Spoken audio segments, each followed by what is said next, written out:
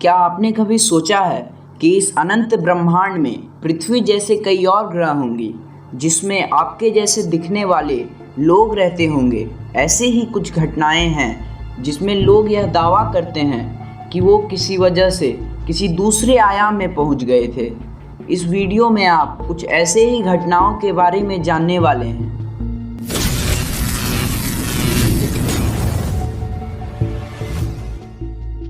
Parallel universe या कहे समानांतर दुनिया, यह एक अद्भुत सोच है। यह सोच संभावना पर बनी है।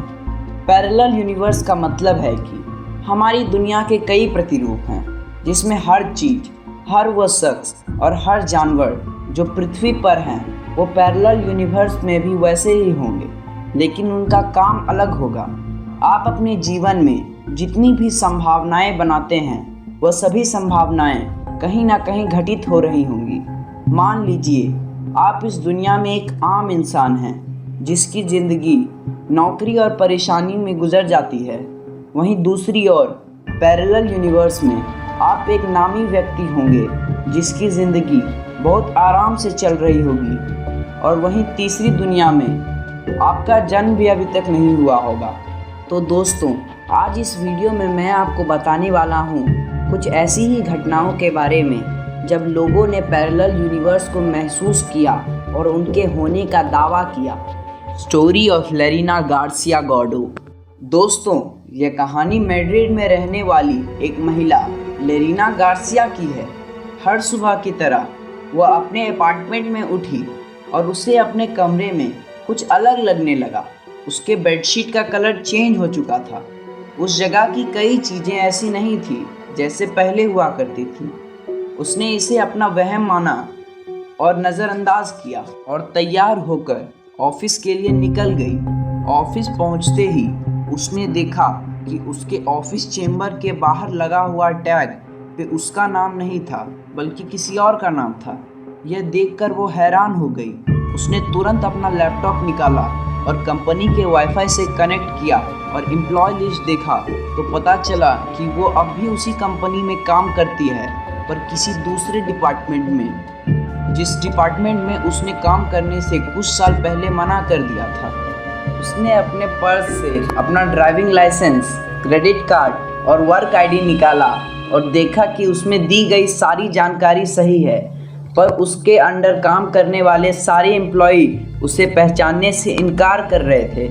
उसे लगने लगा कि वो किसी मानसिक बीमारी का शिकार हो गई है, पर चेक कराने के बाद डॉक्टर्स ने बताया कि वो बिल्कुल सही है।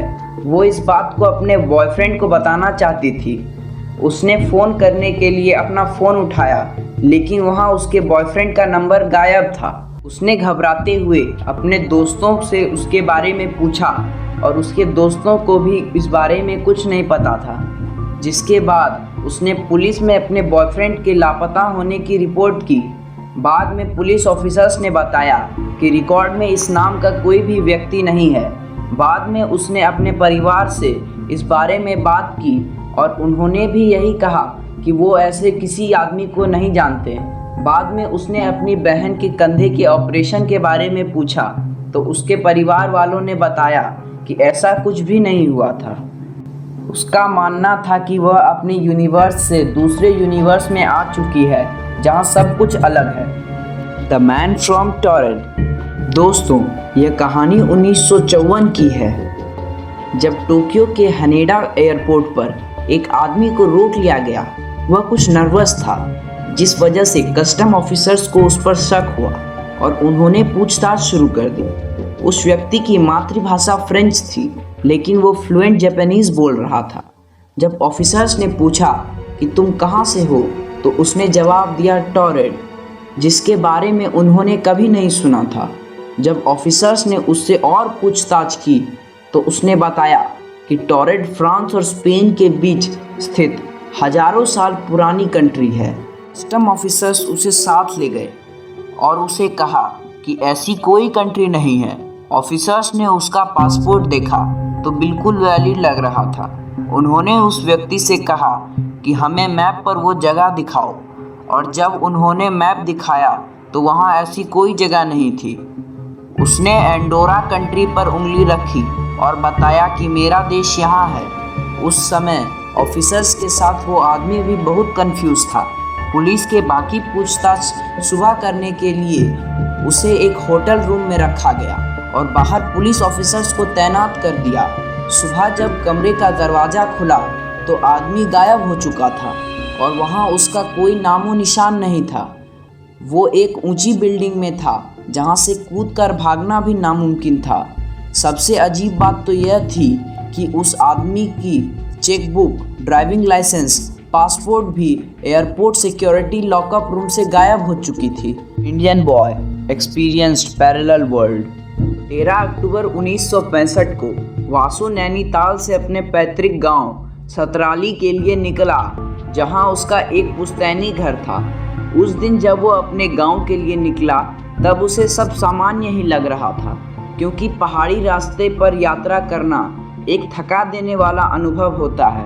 इसीलिए वासु ने कुछ देर आराम करने के बाद आगे बढ़ने का सोचा। अपनी यात्रा पर वासु कुछ ही दूर निकला था कि उसे अपने गांव से थोड़ी दूर पहले रास्ते में एक गहरी धुंध का गुब्बार दिखा। पहाड़ी इलाकों में ऐसे धुंध दिखना आम बात है।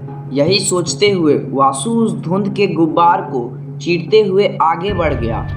उस गहरे धुंध से आगे निकलते ही उसे अपना गांव दिखाई दिया, जो कि कुछ अलग और बदला बदला सा लग रहा था, जैसे गांव के पास से होकर जाने वाली नहर जिसे वासु बचपन से देखता आ रहा था। अब वो नहर वहाँ नहीं थी और ना ही उस नहर का कोई नामो निशान था। इस चीज को देखकर वासु थोड़ा हैरान हुआ, लेकिन घर पहुंचने की जल्दी में उसने किसी भी व्यक्ति से उस नहर के बारे में नहीं पूछा। कुछ देर में वासु अपने घर पहुंचा, जहां उसके चाचा जी का परिवार सालों से रहा करता था। लेकिन इस बार जब वह घर का दरवाज़ा खुला तो वासु चौंक गया, क्योंकि दरवाजे पे खड़े इंसान को वासु ने कभी नहीं देखा था। जब वासु ने उस व्यक्ति को अपने चाचा जी के परिवार के बारे में पूछा तो उस व्यक्ति ने कहा कि वो और उसका परिवार पिछले 20 सालों से उस घर में रह रहा है। उसकी ये बात सुनकर वह पूरी तरह से हैरान रह गया। भला ऐसे कैसे हो सकता है कि जिस घर में वासु अपने चाचा जी से मिलने आता था, आज वहाँ रहने वाले लोग उस घर में 20 सालों से रहने का दावा कर रहे थे। वासु ने गांव के कुछ लोगों से इस बारे में पूछा, लेकिन सभी का यही कहना था कि वह व्यक्ति सच बोल रहा है। अपने चाचा के परिवार के बारे में और छानबीन करने पर जो पता चला, वह जानकर वासु के होश उड़ गए। गांव के कुछ बुजुर्ग लोगों ने बताया कि वासु के चाचा और उनका पूरा परिवार 20 साल पहले ही दुर्घटना में मर चुके हैं। यह बात सुनकर वासु के पैरों के नीचे से जमीन सरक गई। भला ऐसे कैसे हो सकता था, क्योंकि वासु हर साल की तरह पिछले साल भी अपने चाचा से मिल कर गया था। तो फिर वहाँ के लोग उन्हें मरा हुआ क्यों बता रहे थे? वासु को कुछ भी समझ में नहीं आ रहा था, तो उसने तुरंत ही अपने पिता और पुलिस की सहायता लेने का फैसला किया और फिर वापस नैनीताल के लिए निकला और वहां पहुंचकर अपने पिता और पुलिस अधिकारी को इस पूरी घटना के बारे में बताया। यह सब सुनकर वासु के पिता और पुलिस अधिकारी भी हैरान थे और अगली सुबह सभी लोग सतराली के गांव के लिए निकले। जब वह लोग गांव के पास पहुंचे तब वह नहर वहां मौजूद थी, जिसे देखकर वासु को बेहद हैरानी हुई कि एक दिन पहले उस नहर का कोई नामो निशान तक नहीं था। अपनी हैरानी के साथ वे लोग आगे बढ़ और गांव में आ गए, जहां सब लोग वासु और उसके पिता को पहचान रहे थे। और जब वो लोग वासु के चाचा के घर पहुंचे तो घर का दरवाज़ा वासु के चाचा ने खोला, जिसे देखकर वासु की आंखें फटी की फटी रह गई। एक तरफ वह अपने चाचा को देखकर खुश था, वहीं दूसरी ओर इस पूरी घटना के कारण वह बेहद हैरान था। उन्हें जिंदा देखकर पुलिस वाले और बाकी लोगों को लगा कि शायद वासु अपना मानसिक संतुलन खो चुका है। वासु की आपबीती पर किसी को यकीन नहीं हो रहा था, लेकिन वासु को पूरा यकीन था कि यह उसका कोई भ्रम नहीं।